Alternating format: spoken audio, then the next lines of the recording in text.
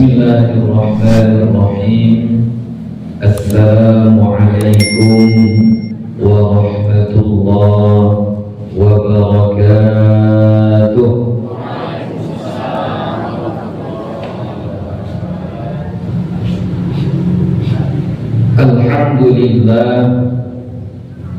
Alhamdulillahi rabbil alamin.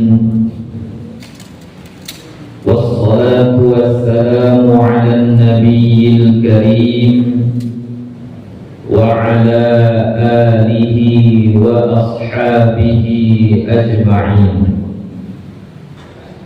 Rabbi shrah li sadri wa yassir li amri wahlul 'uqdatam min lisani yafqahu qawli. Rabbi yassir wa la tu'assir, Rabbi azmin bil khair, wa la hawla wa la quwwata illa billahil aliyyil azim. Alhamdulillah, puji syukur kita kepada Allah Subhanahu wa ta'ala. Pada pagi hari yang penuh barakah ini, kembali Allah izinkan kita untuk melakukan satu kebaikan sebagai bukti kita adalah hamba-hamba Allah yang berusaha untuk mengerjakan perintahnya. Diciptakannya kita adalah untuk beribadah. Maka salah satu ibadah kita pada pagi ini adalah i'tikaf di masjid. Begitu juga sekaligus kita menuntut ilmu. Yang kedua-duanya ini adalah salah satu ibadah yang tidak menguras tenaga, tapi insya Allah pahalanya berlipat ganda. Salawat beriringkan salam kepada Nabi Muhammad sallallahu alaihi wasallam dengan lafaz Allahumma salli wa sallim ala sayyidina Muhammad wa ala ali sayyidina Muhammad. Semoga kita semua mendapatkan syafaat dari Nabi kita Muhammad sallallahu alaihi wasallam. Bapak Bupati dan bapak-bapak, ibu-ibu ASN yang berhadir di masjid ini, insyaallah dirahmati Allah Subhanahu wa ta'ala. Hari ini kita akan lanjutkan kembali pengajian kita seperti yang sudah kita mulai, hasil request ya. Kita membahas tentang faraid ya.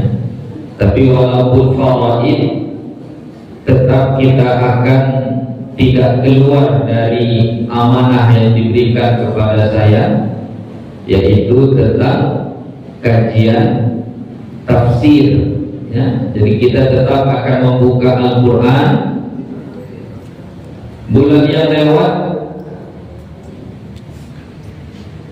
kita sudah membaca atau memahami salah satu ayat tentang ilmu faraid, yaitu surah An-Nisa ayat 7 ya. Itu yang kita bahas kemarin, itu siapa-siapa orang yang disebut sebagai ahli waris. Itu sudah ada, oke. Ini nampak nanti dari sini, nampak nggak dibuka lagi apanya, tirainya nampak. Kalau dari sini tulisannya nampak, yang di sini nampak enggak? Kalau kemarin dibuka aja terus sedikit, tarik sedikit biar nampak. Oke, ya sudah. Ya, kita mulai. A'udzu billahi minasyaitonir rajim. Ya, kita lanjutkan ya dari ayat 7, kemudian nanti kita masuk ke ayat 8 dan seterusnya. Surah An-Nisa ya, surah An-Nisa.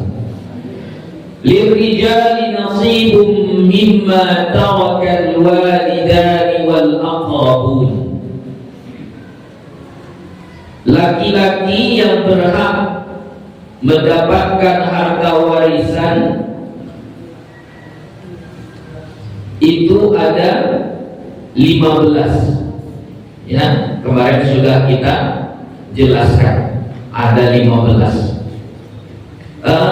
Ada saya kirim ke Pak Afdal sedikit catatan, itu lupa saya tadi malam baru saya kerjakan jam 12 malam baru saya kirim sama Pak Afdal. Ada sampai? Ada Pak? Kalau yang sudah sampai bisa dimasukkan ke grupnya biar walaupun belum bisa di print out bisa ditengok di situ ya. Jadi ada 15 laki-laki. Secara singkat kalau kita ingatkan kembali, tinggal dilihat dari hubungan darah, hubungan pernikahan atau yang memerdekakan, itu saja. Tengok ya. Berarti kalau pernikahan siapa? Suami. Kalau yang memerdekakan itu mu'tiq nanti namanya. Selain daripada itu yang 13-nya itu hubungan darah ya, anak laki-laki, cucu laki-laki, ayah, kakek, saudara kandung seayah seibu, saudara seayah, saudara seibu, anak dari saudara seayah seibu, atau yang kita sebut dengan apa? Kalau anak saudara kita namanya apa? Keponakan ya. Anak lelaki dari saudara seayah itu juga ahli waris. Kemudian naik sedikit paman seayah seibu, kemudian paman seayah. Begitu juga dengan anaknya. Itu semuanya adalah ahli waris. Jadi totalnya ada 15.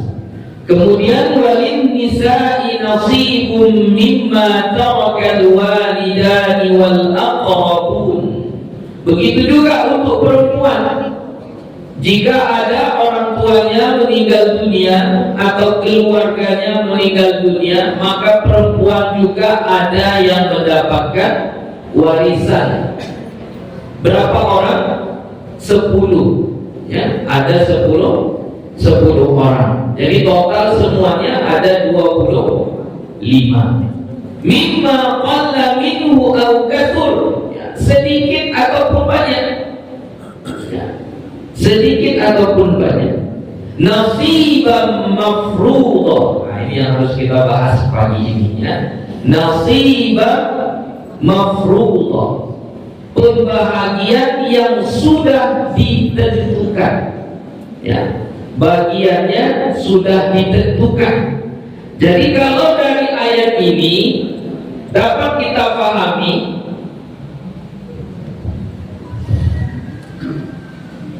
nasiban mafruḍa, ini kita gak boleh membuat pembahagian yang sesuka hati kita. Harus mengikuti ketentuan-ketentuan yang sudah dibuat di dalam Al-Quran ya. Bahagian yang sudah difardukan, bagian yang sudah ditentukan. Jadi nggak bisa lagi kita buat ayat sudahlah kita bagi rata saja ya. Kita bagi rata saja. Boleh seperti itu, bagi rata aja. Misalnya anak kita ada 4, hartanya ada 400 juta. Sudah masing-masing satu anak mendapatkan 100 juta, 100 juta, 100 juta, 100 juta. Boleh seperti itu? Nggak boleh. Ya. Itu karena sama anak saja. Kalau ada nanti sama ahli waris yang lain, bagaimana mau bagi ratanya? Kalau sekiranya ada ahli waris yang lain yang agak jauh lah dari kita, entah paman, entah keponakan, entah sepupu gitu misalnya, bagaimana nanti baginya? Mau bagi ahli, mau baginya rata? Pasti nggak rata. Jadi tetap kita harus membaginya sesuai dengan ketentuan-ketentuan yang telah ditetapkan di dalam Al-Quran. Nasiban mafruḍah. Ya, bahagiannya sudah ditentukan. Nanti pecahan-pecahan yang kita gunakan hanya ada 6 pecahan. Itu nanti akan kita bahas nanti insyaallah. Jadi intinya dalam warisan ini kita tidak bisa membaginya sesuka hati, nggak boleh. Kecuali, nah ini kasusnya, kecuali sudah dibagi sesuai dengan tuntunan Al-Quran, kemudian dikumpulkan kembali. Udahlah, kita kumpulkan lagi, kita serahkan saja sama adik kita yang paling kecil. Berempat mereka tadi, yang 3 sudah mampan. Adik yang paling kecil ini yang lagi kesusahan. Lalu yang 3 orang ini menyerahkan bahagiannya kepada adiknya. Kalau itu tidak apa-apa, boleh. Tapi setelah dia tahu berapa bagian yang dia terima, ya. Walaupun ada sebahagian pendapat ulama yang mengatakan kalau sama-sama ridho, udah sama-sama oke, nggak apa-apa, ya. Tapi guru saya mengatakan tidak, lebih kuat nasiban mafruḍah, ya. Karena hukum yang paling bagus itu adalah hukum yang telah ditentukan di dalam Al-Quran. Bagaimana syariat agama kita, seperti itulah kita jalankan. Lanjut ayat ke-8. Wa idza hadara al-qismata ulul qurba wal yatama wal masakin farzuquhum minhu wa qulu lahum qawlan ma'rufa. Ini ayatnya, kalau mau bagi harta warisan, kemudian waktu kita mau bagi harta warisan itu ternyata berkumpul keluarga kita, ada di situ anak-anak yatim, ada di situ orang-orang miskin, maka sebelum dibagi harta warisan tersebut, beri mereka dulu makan, kasih sedikit rezeki kepada mereka. Farzuquhum minhu, beri mereka yang hadir di situ untuk makanlah atau minumlah atau snacknya lah, adalah sedikit sedekah untuk mereka. Tapi nggak usah banyak-banyak. Nanti kalau banyak-banyak habis pula, jadi itu dibagi, ya. Boleh seperti itu. Perbedaan pendapat ulama tentang ayat ini 2. Satu, dari segi hukum membagikannya. Hukum membagikan mengambil dari harta warisan itu untuk disedekahkan kepada orang yang hadir di tempat tersebut, untuk anak yatim, orang miskin. Ada mengatakan hukumnya wajib diambil sedikit dibagikan. Ada juga yang mengatakan hukumnya sunnah, tidak sampai ke level wajib, ya. Kemudian yang kedua dari ayat ini, itu ulama berbeda pendapat tentang statusnya. Apakah ayat ini masih berlaku, masih bisa diamalkan isi kandungannya, atau sudah mansukh. Jadi ada dua pendapat ulama di sini. Jadi intinya kita ambil jalan tengahnya, dan pendapat yang paling kuat hukumnya di situ adalah sunnah. Jadi kita misalnya meninggal orang tua kita pada hari Jumat, setelah selesai proses ini itu semuanya, misalnya selesai proses menguburkannya, kemudian sudah kita bayarkan hutang piutangnya, kemudian sudah kita tunaikan nazarnya kalau sekiranya ada, sudah kita tunaikan wasiatnya kalau sekiranya ada, kemudian sekarang tibalah masanya untuk membagi harta warisan. Jadi ketika kita mau bagi harta warisan, ternyata keluarga kita berkumpul semuanya, yang semuanya itu belum tentu mendapatkan bagian. Nah, maka sebelum dibagi, itulah isi ayat ini. Ya, kita kasih makan, kita kasih minum. Dari mana? Dari harta yang mau dibagikan tadi. Pahalanya untuk siapa nanti itu? Untuk siapa pahalanya? Untuk orang yang meninggal. Untuk orang yang meninggal. Nah, itulah kalau keluarga yang ditinggal itu menuntut ilmu, belajar. Jadi walaupun dia sudah meninggal, nanti dia tetap dapat peluang mendapatkan tambahan pahala. Ya, salah satunya dengan cara seperti ini. Kemudian ini kita cepat-cepatkan saja.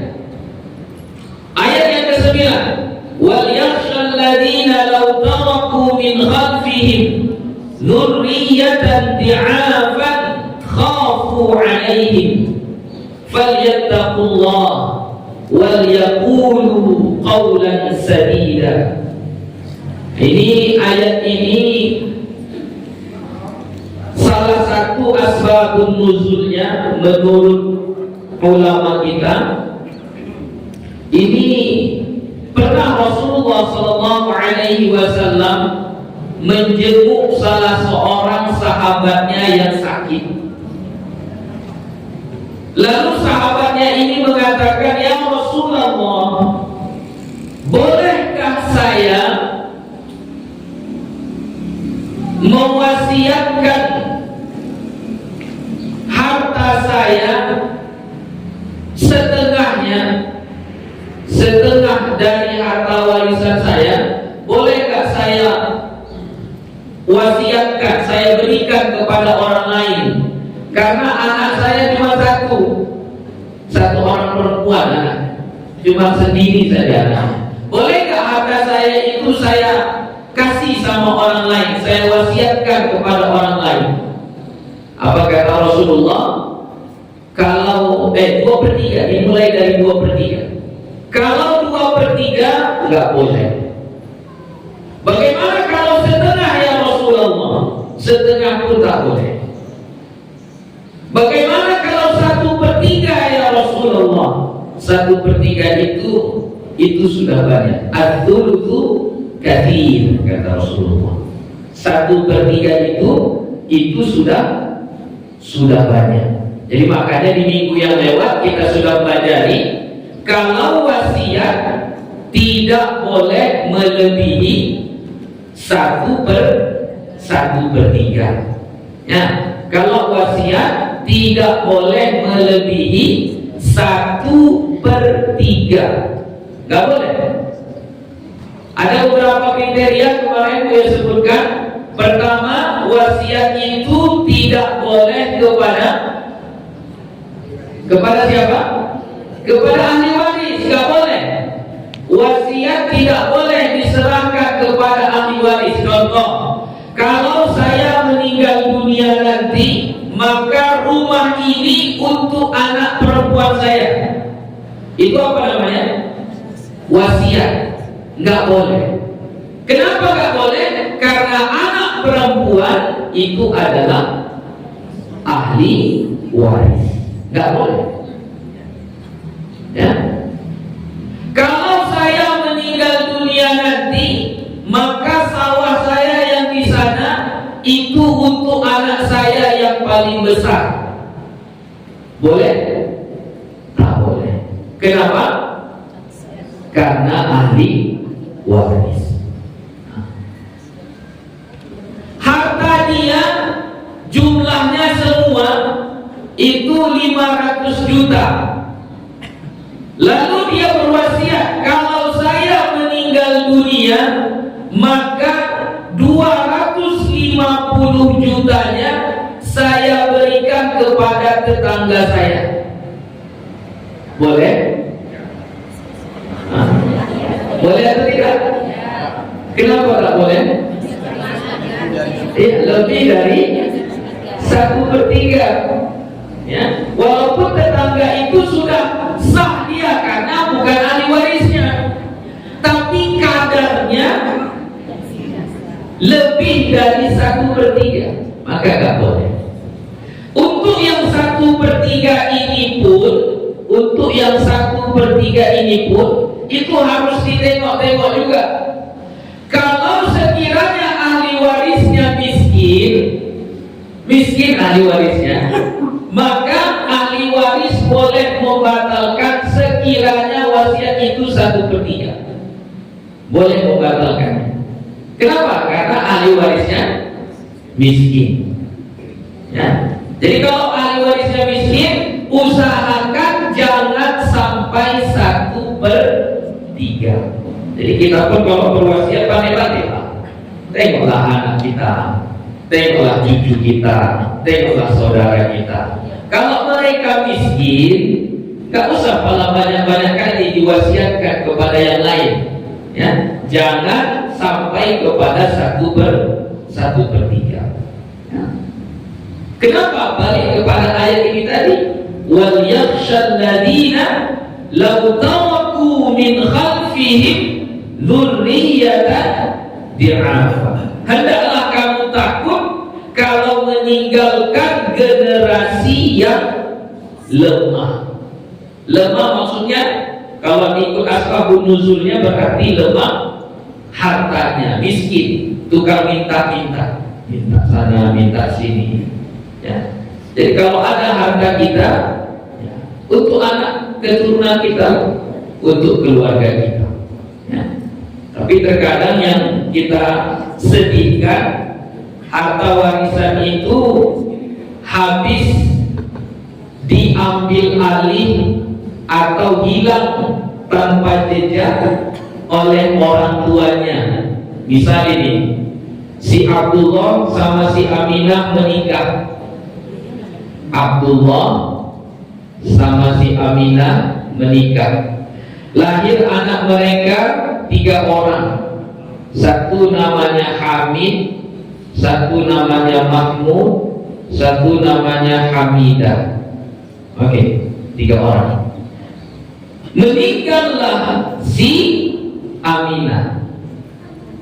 Seharusnya ketika meninggal si Aminah, harta itu langsung dibagi. Tapi ternyata si Abdullah, ayatnya ini tidak membagikan harta warisan tersebut. Sama dia aja. 2 tahun kemudian si Abdullah menikah dengan si Fatimah. Setelah menikah hitungan bulan, baru 11 bulan meninggal si Abdullah. Anaknya kayak mana? Kemana harta warisannya lagi? Kemana pergi harta warisannya? Siapa yang mengambilnya kira-kira? Si Fatimah lah. Ya, pasti diambil sama si Fatimah. Itu hati-hati. Jadi makanya harta warisan itu harus segera dibagi, segera dibagikan. Ya, segera gak usah ditunda-tunda. Tapi Bu ya, ini si Hamid ini umurnya masih 5 tahun, gak apa-apa. 5 tahun pun gak apa-apa. Boleh gak surat tanah itu ditulis atas nama anaknya 5 tahun, boleh? Boleh kan? Misalnya surat anak dipindahkan namanya dari nama ayahnya kepada nama anaknya, tapi anaknya itu masih umurnya 5 tahun. Bisa nggak? Aku nggak tahu ini kalau yang di pemerintahan emang bisa, Hah? Nggak bisa? Bisa? Gimana caranya? Ya, entah itu surat resmi dari pemerintah, dari pemerintahan, atau surat dari bibi mama, atau dari apa yang mengatakan bahwasannya sebidang tanah itu sudah milik si Amik, walaupun dia masih berumur 5 tahun. Karena itu hak dia, walaupun nanti yang mengelolanya bukan si Amik, masih 5 tahun dia kan, walaupun yang mengelolanya bukan dia. Nah, itu yang penting, ya, penting. Terkadang di zaman sekarang ini kayak kita tadi lah, anggap sepele, udahlah apa-apa. Meninggal orang tuanya, misalnya ayahnya yang meninggal, sudah harta itu diambil sama emaknya semua, anak-anaknya belum dapat bagian, ya, cucunya belum dapat bagian, saudara-saudaranya belum dapat bagian. Kenapa? Karena mindset masyarakat kita, harta warisan itu ya untuk satu rumah itu saja. Itu mindsetnya seperti itu, hanya untuk satu rumah saja, yang di rumah itu saja, yaitu suami, istri, anak. Yang di rumah-rumah lain gak dapat. Padahal seperti yang sudah Buya tunjukkan kemarin, itu bisa berpotensi dapat juga dari rumah yang lain. Maksudnya dari rumah yang lain itu dari paman lah, atau saudara lah, atau keponakan lah, atau cucu, ayah, ibu, kakek, nenek, bisa dapat, ya. Nah, jadi makanya ahli waris harus pintar, ya. Jika sayang kepada orang yang meninggal dunia, jika kita sayang kepada ayah, kita sayang kepada emak, ketika mereka meninggal dunia, jangan buat status mereka tergantung. Kenapa? Hartanya belum selesai dibagikan. Jangan sampai seperti itu, ya. Jadi selesaikan segera. Tapi punya kami banyak harta gono gini. Bagaimana harta gono gini? Jadi ini permasalahan yang banyak dihadapi di masyarakat kita. Kalau ditanya mana harta si Abdullah, nggak bisa ditunjuk. Mana harta si Aminah, nggak bisa ditunjuk. Kenapa? Karena selalu digabungkan. Selalu digabungkan. Si Abdullah kerja, disimpan sama si Aminah. Aminah kerja, dapat penghasilan, dikumpulkan juga di situ. Udah terkumpul uangnya, bangun rumah dari uang tadi. Jadi kira-kira rumah itu punya siapa? Punya Abdullah atau punya Aminah? Punya Abdullah atau punya Aminah? Aminah. Jadi makanya konsepnya, kalau mau keluarga kita itu nggak susah nanti membagi harta warisannya, dari sekarang sudah diperbaiki sistem keuangan di rumah tangga kita, ya. Bagaimana sistem keuangan yang bagus di rumah tangga kita punya? Harta suami itu punya suami, tapi ada hak istri. Saya ulangi lagi, harta suami itu punya suami, tapi ada hak istri, ya. Jangan diintir ini harta suami, harta istri. Enggak, ya. Harta suami, harta dia. Misalnya dia kerja, gajinya 5 juta, maka yang 5 juta itu harta dia. Tapi di 5 juta itu ada hak istrinya.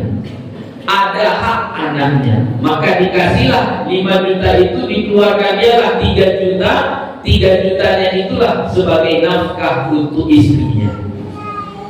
Ya, jadi 2 juta itu punya dia, begitu. Ya.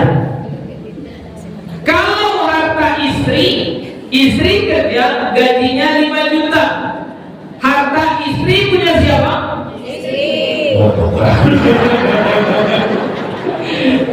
Harta istri punya istri, betul. Dan tidak ada hak suami di sini. Itu bedanya.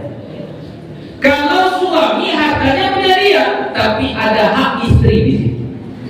Harta istri punya dia, tapi tidak ada hak suami di sini. Ya, nampak bedanya, Bu? Ya, jadi jangan lagi ibu merasa yang punya suami punya ibu semuanya. Oh enggak. Ya. Jadi sebenarnya ekonomi yang sehat di rumah tangga seperti itu. Jadi biarkan independen, ya, suami independen, tapi istri juga harus pandai mengelola. Buat aja manajemennya. Saya kasih contoh kalau di rumah, ya, ini contoh di rumah. Saya punya uang misalnya, oke, saya punya uang. Maka nanti saya akan kalkulasikan untuk biaya wajib, masak lah, listrik lah, ini dan itu semuanya saya kalkulasikan. Misalnya menghabiskan uang 3 juta, maka 3 juta itu bulan saya kasih kepada istri. Itu untuk biaya rumah tangga, makanlah, minumlah, apa semuanya, ya. Kemudian nanti ada pula saya kasih untuk istri, itu kasih aja. Ya misalnya kasihnya itu ya untuk shopping, ya kasihlah misalnya 1 juta, ya sudah. Sisa nanti yang sisa itu sudah itu punya saya tabung. Nanti pada satu saat misalnya saya mau beli sawah, maka dari uang mana saya ambil? Dari tabungan. Saya mau beli tanah, dari tabungan yang saya ambil. Tabungan saya sendiri. Ketika saya beli, maka sawah itu punya siapa? Punya saya. Ya. Saya beli tanah itu punya siapa? Punya saya. Begitu. Nah, istri pintar. Setiap saya kasih 1 juta untuk beli skincare-nya tadi misalnya, ternyata nggak dia belikan. Dia tabung. Tidak lama kemudian dia beli rumah, beli ruko. Maka ruko itu punya siapa? Punya istri, bukan punya suami. Itu punya istri. Gitu. Kemudian dia beli kendaraan. Nah, dibelinya mobil. Maka mobil itu punya siapa? Punya istri. Siapa yang beli? Pakai uang siapa? Maka itu punya dia lah. Jadi ketika meninggal dunia salah satu dari ini, jelas yang tanah ini punya siapa? Oh, punya suami. Yang tanah ini punya siapa? Oh, ini punya istri. Rumah ini punya siapa? Punya suami. Ruko yang di sana punya siapa? Punya istri. Jelas. Atau kalau suaminya dermawan, dia beli banyak tanah, banyak ruko, banyak apa, kemudian dia kasih waktu hidup. Nah, ini ruko ini kita tukarlah atas nama kamu. Ini punya kamu. Nah, berarti sudah punya dia tanpa jual beli, tapi pemberian sudah menjadi punya dia. Jadi usahakan coba diperbaiki sistem keuangannya supaya nanti tidak susah dalam pembagian harta warisan. Tapi kalau dengan sistem yang sekarang pun nggak apa-apa juga. Cuma ya harus pandai-pandai lah nanti mengeluarkan kira-kira. Misalnya yang meninggal si Abdullah, berarti diagak-agaklah berapa harta Aminah yang ada di situ. Misalnya rumah itu harganya 500 juta pembangunannya. Ya, dulu menghabiskan uang 500 juta. Dari 500 juta itu kira-kira berapa uang si Aminah? Oh, ternyata uangnya 200 juta. Ya sudah, berarti yang dibagikan hanya yang 300 juta. Kalau kita jual rumah itu seharga 500 juta, keluarkan 200 jutanya untuk si Aminah karena itu harta dia. Begitu. Jadi yang dibagi itu murni adalah harta orang yang meninggal dunia. Karena kalau tidak murni harta orang yang meninggal dunia dibagikan, maka nanti akan ada yang dirugikan. Misalnya kayak tadi lah, ada rumah dibangun oleh si Abdullah dan si Aminah, harganya 500 juta misalnya. Meninggal si Abdullah, lalu 500 juta ini langsung dibagi, maka Aminah rugi gak dia? Rugi lah. Kenapa rugi? Karena di sini dulu ada uang dia, ada harta dia, jadi rugilah dia. Karena kalau istri biasanya dalam pembagian ahli waris itu tidak banyak bagiannya, nggak banyak bagiannya ya, nggak sampai setengah, nggak sampai setengah. Jadi tidak banyak bagiannya. Jadi kalau nanti langsung dibagi tanpa dikeluarkan harta yang punya dia, maka nanti si Aminah ini, si istri ini akan rugi. Jadi makanya agama kita jelas, yang dibagi itu adalah harta milik yang meninggal dunia. Harta milik yang meninggal dunia, nggak boleh milik orang lain. Jelas? Ya. Oke. Sudah, ayatnya kita tafsirkan sampai situ saja dulu. Baru kita tengok catatannya sedikit. Saya pun lupa bawa catatannya. Sudah dapat catatannya, Bu? Sudah. Saya lihat dulu ya di mana.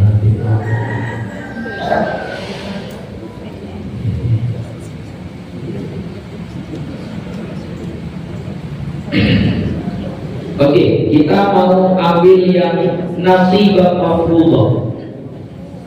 Ya, di halaman 3. Tengok di halaman 3. Nggak ada, Bu. Ya, gimana? Tengok di halaman 3. Nanti mudah-mudahan bulan depan bisa kita apakan. Nanti diulangi lagi ya. Jadi tipikal ahli waris itu nanti ada 2 macam. Ada namanya ashabul furud, ya. Ashabul furud. Ashabul furud ini adalah orang-orang yang berhak mendapatkan harta warisan, tapi dengan kadar yang sudah ditentukan. Kadar yang sudah ditentukan itu dalam pecahannya itu nanti kalau dalam ayatnya kita bisa jumpai di ayat surah An-Nisa ayat 11 sampai ayat 12. Tapi itu panjang, nanti saja. Ini kita ambil yang kesimpulannya saja biar cepat. Jadi pecahannya itu 1/2, 1/4, 1/8, 1/3, 1/6 dan 2/3. Jadi Ibu yang buat kelompoknya ya. Ini kelompok 1 itu 1/2, 1/4, 1/8. Kelompok 2 1/3, 1/6, 2/3.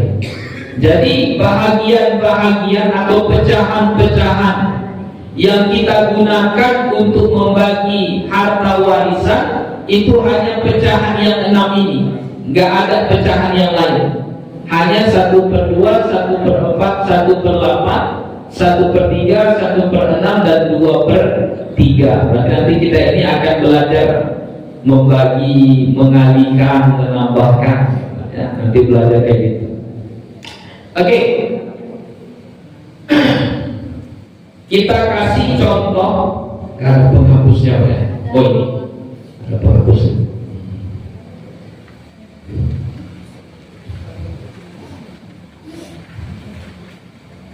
Ini mukadimahnya saja.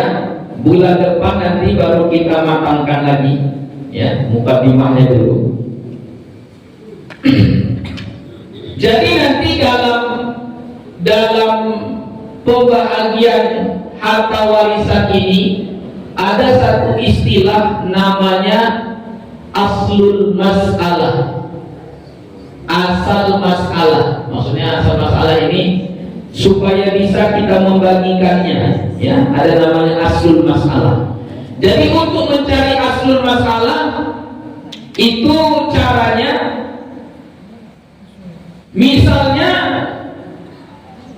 bagiannya itu seseorang mendapat 1/2, seseorang lagi mendapat 1/4, seseorang lagi mendapat 1/8, misalnya nanti asal masalahnya itu, maka ambil pecahan yang paling kecil, atau angka yang paling besar. Pecahan yang paling kecil di sini mana? 1/8. Berarti nanti asal masalahnya kita tulis 8, begitu. Ya. Saya kasih contoh lain. Misalnya kalau hanya 1/2, 1/4, berarti asal masalahnya berapa? 4. Ya. Karena pecahan yang paling kecil adalah 1/4, atau angka yang terbesar adalah angka 4. Atau kalau di sini misalnya 1/3 dengan 1/6, maka asal masalahnya berapa? 6, begitu, ya. Itu langkah pertama, namanya ini aslul masalah, ya, asal masalah.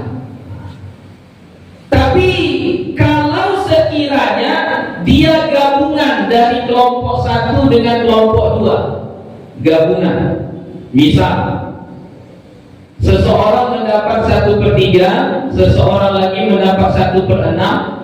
Ini kan masih di kelompok ini, ya, kelompok 2. Kemudian ada satu orang mendapat 1/2. Berarti dia dari 2 bagian, kan? Kelompok pertama ini 1/3, 1/6, baru ada yang 1/2. Maka kalau begini, asal masalahnya adalah berapa? 6. Kenapa 6? Nah, coba tengok catatannya di situ. Ada di halaman mana dia? Halaman 5. Halaman 5. Ya, halaman 5. Jadi kalau dia terjadi begini, maka nanti asal masalahnya adalah berapa? 6. Oke, 6. Jadi kalau saya buat begini, kalau dia bergabung dengan 1/2, asal masalahnya 6. Kalau misalnya 1/6, 2/3 bergabung di sini 1/4, berarti asal masalahnya berapa? Asal masalahnya 12. Ya. Jadi kalau ini kelompok 2 ini bergabung dengan 1/4, maka asal masalahnya 12. Terakhir, kalau misalnya kelompok 2 ini misalnya berapa lagi? 1/3, 1/6 bergabung dengan 1/8, berarti asal masalahnya berapa? 24. Ya. Jadi kalau begini, ini asal masalahnya 24. Sudah. Nah, apa namanya? Bahasa Indonesianya apa asal masalah itu? Saya nggak tahu. Apa asal masalahnya? Pokok masalah. Pokok masalah. Nggak mungkin di ilmu matematika mungkin ada apanya, mungkin ada satu istilah tapi kita nggak tahu.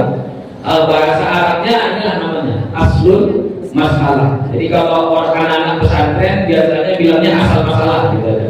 Jadi seolah-olah ada masalah gitu. Ada masalah, ya. Jadi ini perlu diketahui. Kenapa? Karena nanti dalam membagi harta warisan ini jelas, harus jelas pecahannya berapa, kemudian harus jelas asal masalahnya. Supaya mudah kita kasih contoh langsung. Kemarin kalau sekiranya ahli waris itu laki-laki semua, yang 15 orang itu hidup semua, Berapa orang yang mendapatkan harta warisan? Ingat? Ingat Bu? Yang 15 itu hidup semua. Ya. Berapa yang mendapatkan harta warisan? 3. Siapa yang 3 itu? Ayah. Oke, al-ab, ayah. Kemudian anak terakhir aja nggak apa-apa. Anak, istri perempuan, suami. Suami. Ya. Ini sekiranya ahli waris itu yang 15 laki-laki ada semua. Jadi bukan 15 itu dapat semua, enggak. Yang dapat hanya 3 ini saja. Yang dapat hanya yang 3 ini saja. Oke. Sudah? Kalau pecahannya kita belum tahu, ya. Pecahannya kita belum tahu, ini dapat berapa, ini dapat berapa, begitu. Nah, itu kan nanti kita akan pelajari di mana? Di ayat yang ke-11 dan ayat yang ke-12 surah An-Nisa. Jadi karena ini kita belum apa, jadi langsung Buya buat saja. Jadi misalnya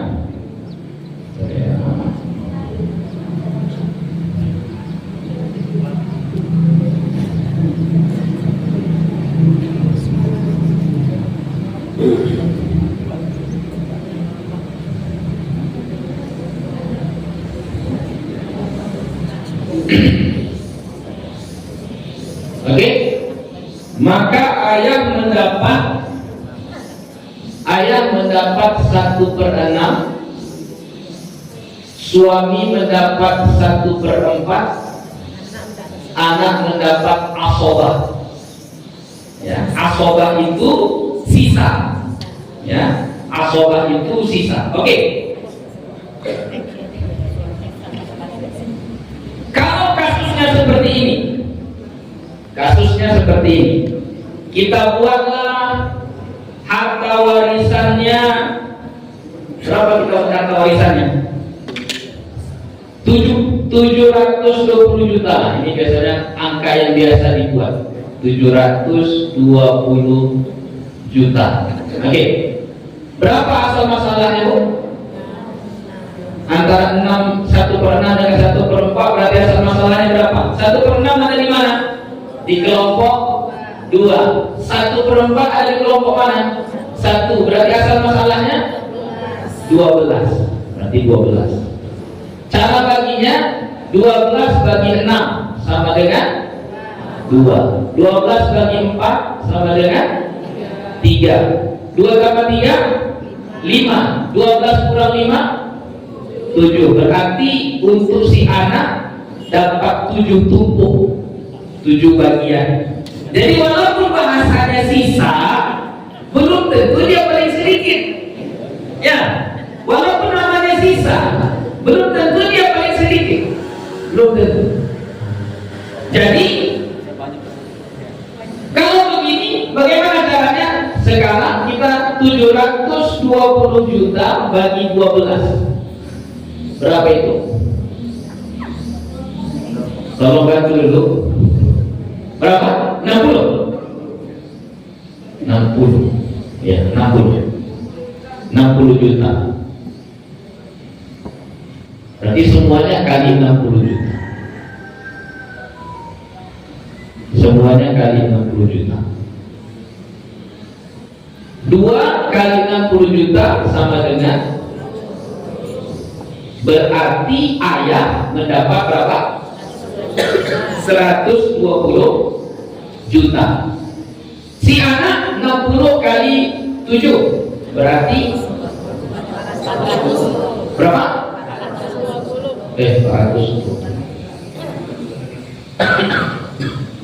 420 juta.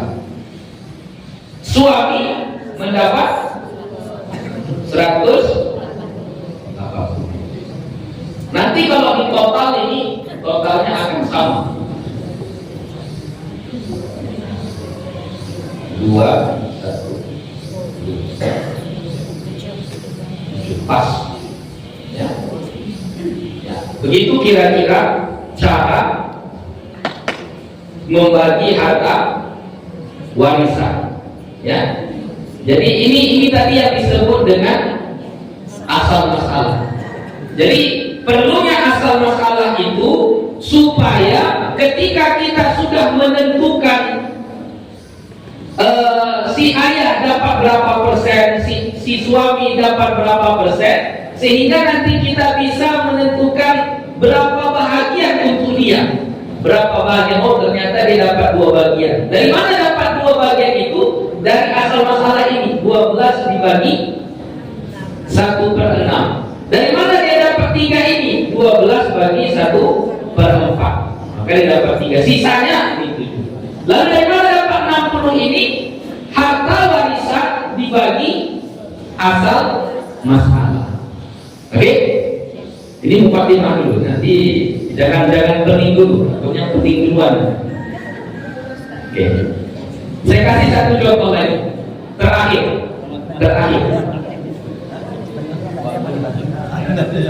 Ini yang laki-laki, sekarang yang perempuan. Kita buat yang perempuan. Kalau sekiranya ahli waris itu perempuan semua, berapa yang mendapatkan warisan? Kalau perempuan, berapa yang mendapat warisan? 5 anak perempuan. Kemudian cucu perempuan dari anak laki-laki. Kemudian ibu. Kemudian istri, zaujah. Kemudian yang terakhir saudara ukhtun syaqiqah, ya, saudara perempuan seayah seibu, ya, kandung. Ya. Oke, kalau begini bagaimana cara nanti pembahagiannya? Bint 1/2, cucu perempuan 1/6, ibu 1/6, istri 1/8. Nah, istri 1/8. Ukhtun syaqiqah asabah. Berarti berapa asal masalahnya? Berapa asal masalahnya? 1/6, 1/8. Berarti berapa asal masalahnya? 24. Ya, asal masalahnya adalah 24. Jadi kalau kita buat hartanya ini 720 juga, ya, 720 juta, berarti 700 dan ini dulu kita bagi 24 bagi 2 12. 24 bagi 6 4. Sama 4 juga. 24 bagi 8 3. 12 16 20 23. Berarti berapa sisanya? 1. Nah, ini asobah dapat sedikit. Ya, jadi ada yang sisa dapat banyak. Ada yang sisa tapi dapat sedikit. Dapatnya satu tumpuk saja dia dapat. Satu bagian saja dia dapat. Oke. Sekarang 720 juta bagi 24. Berapa? 30 juta. Ya. Semuanya mendapat 30 juta. 30 juta. 30 juta. 30 juta. Oke, kita kalikan 30 juta kali 12. Berapa? 360 juta. Berarti anak perempuannya mendapat berapa? 360 juta. Cucu perempuan dari anak laki-laki 30 kali 4. Berarti dapat 120 juta. Ibu sama, dapat 120 juta. Istri 30 kali 3 dapat 90. Saudari kandung dapat 30 juta. Ini kalau di total jumlahnya pas 720 juta. Oke. Jadi ini yang ininya nggak usah dipikirin dulu. Kita fokusnya di mana? Ini masih mencari asal masalah. Ya, sudah paham kira-kira? Sudah. Ada pertanyaan? Sudah hampir jam 9. Ya Bu ya. Jadi ternyata bahagian istri itu sedikit. Nah, maka pandai-pandailah jangan menggabungkan harta dengan suami. Harta ibu buat harta ibu sendiri. Ya. Tapi jangan mengganggu harta suami. Harta suami ya harta suami. Ini terkadang suaminya mau beli pulsa saja pun susah dia. Mau beli rokok saja pun susah dia. Kenapa? Sudah disita. Ya, istilahnya kan kalau bank itu kan bank yang paling apa itu istri, ya. Masuk mudah, tapi kalau tarik tunai susah. Tarik tunai, mau cek saldo nggak tahu berapa, nggak jelas, gitu ya. Nah, oke, sudah bisa. Ya Pak. Tanya Bu ya. Masih cerita bulat tadi. Oh, cerita bulat tadi. Walaupun sudah dihapus nggak apa-apa lah. Ya. Jadi kan setelah si Abdullahnya menikah dengan Fatimah, baru ada muncul rencana dia untuk membagi warisan tadi. Masih boleh tak dia bagi warisan itu kepada anaknya? Boleh. Jadi harta warisan itu, misalnya tadi si Abdullah dengan si Aminah menikah, anaknya 3. Kemudian meninggal si Aminah, ya, yang mau dibagi harta si Aminah ini. Tapi ketika meninggal itu si Abdullah nggak langsung membagikan, ya, dia tunda. Setahun kemudian dia menikah dengan si Fatimah. Setelah itu baru dia bagikan, boleh ya? Boleh, nggak apa-apa, silakan. Tapi yang paling bagusnya disegerakan. Kenapa? Takut nanti kasusnya kayak tadi. Nah, belum sempat dia membagikan, meninggal pula dia. Maka nanti berpotensi, berkemungkinan besar hartanya itu akan diambil alih oleh si Fatimah. Begitu kira-kira. Ya, tetap boleh, nggak ada masalah, boleh. Ya, ada lagi pertanyaan yang lain? Pas, habis. Ya, insyaallah. Mudah-mudahan bulan depan nanti kita sudah mulai masuk tentang pembahagian-pembahagiannya. Jadi kalau sekiranya sudah dapat modulnya tadi itu masih tahap pertama, masih dasar. Jadi di print out saja supaya tidak melihatnya, supaya tidak susah nanti tengok-tengok di HP, supaya bisa kita langsung praktekkan nanti satu persatu. Kita praktekkan satu persatu.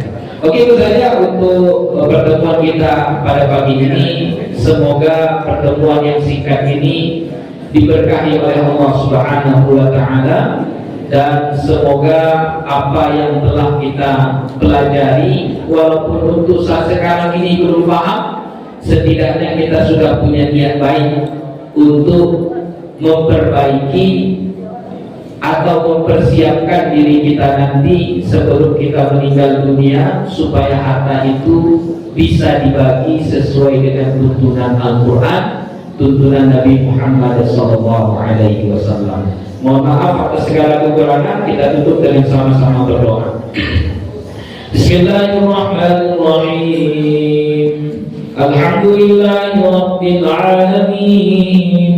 Wassalatu wassalamu ala nabiyil karim wa ala alihi wa sahbihi ajma'in. Rabbana zalamna anfusana wa in lam taghfir lana wa tarhamna lanakunanna minal khasirin.